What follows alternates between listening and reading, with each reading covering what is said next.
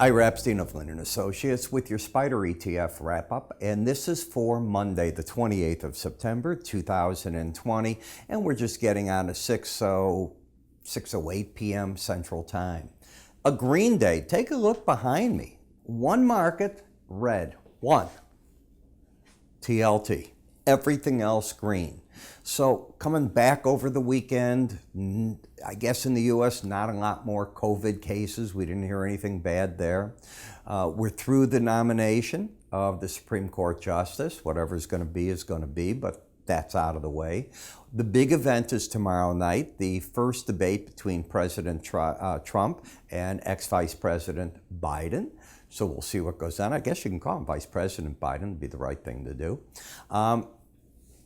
And as you can see how the markets reacted to it. They're upbeat a little bit here. We'll see what goes on. Not a heavy day today on economic data. Not a lot out of Europe. Miss Lagarde, I saw her speak before the European Parliament, and she is still talking that come December they might have to add 500 billion euro more of support from the bank for the economy there. And they are getting hit worse with COVID. But we'll see if this goes in a wave. They get bad now and then better later. We're, of course, being warned, get vaccines, wear masks, blah, blah, blah. We know the routine, and masks are obviously one of the big issues. So as we take a look at XLK, I'm wondering if we haven't seen the correction and it's done for this moment. And that's what I think is going on. This pop that you had back up in the market, you may back and fill some of the action in here, but I get the impression, because you now have the swing line with higher lows and higher highs, that the market has finally worked this off. So it went from roughly the 127 area back down just to the 110, and now the market seems to be trying to get its footing. Where's the 18-day moving average of closes? The market managed to close right over it. Therefore, the swing line is up. The bias is up because the market is over the 18-day average. You didn't quite get to the Bollinger Band, but momentum's up. Everything turned bullish. So I'm looking for support at 115.09. The risk is a little broader than normal because in order to negate this uptrend that just developed, you have to take out 109.49, that the last break low. If the market can rally, well, this is going to drop on you. The Bollinger Band will probably be in the 122 area, but that could be where the resistance comes into the market. In SMH, it too turned itself bullish, ending this run to the downside. And at the same time, flip-flopping. Higher lows, higher highs, momentum up, support now, 170.06. You don't want to see the market under 164.10, and probably that 178 area tomorrow will be where the upper Bollinger Band is. Everything flip-flopped in many, many markets. Not every one, but a lot of them. A lot of them did this. They ended a downtrend. Here was a market in a clean-cut downtrend. Lower highs, lower lows. It hit its objectives, got oversold, and with today's action, you break the downtrend. Now you have a pattern of a higher high and a lower low. That is not a trend, but you've stepped out of the downtrend. The bias is up and momentum has turned up. Doesn't mean the market's flashing buy signals, but it's ended is flashing sell signals.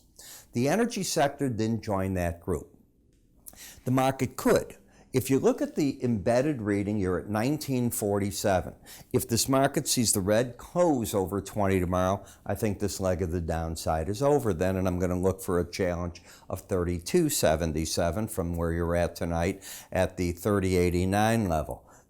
The onus is on the bull to drive it up. The bear is still controlling this. They still have the embedded reading with lower highs, lower lows. So the question is, does the market scare them out in the morning? We'll find out.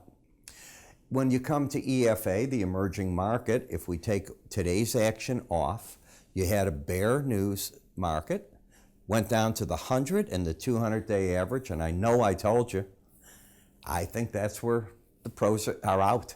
Completely out of shorts. Longer term traders might even be buying those numbers, hoping that for the longer term, those numbers will hold up. You were oversold. Today's rally took out this high, so now what's the pattern? Well, you're out of the bear trend. You haven't flashed a buy signal on the daily, but you certainly held the Bollinger Band and key moving average numbers. GLD, still in a downtrend, but oversold.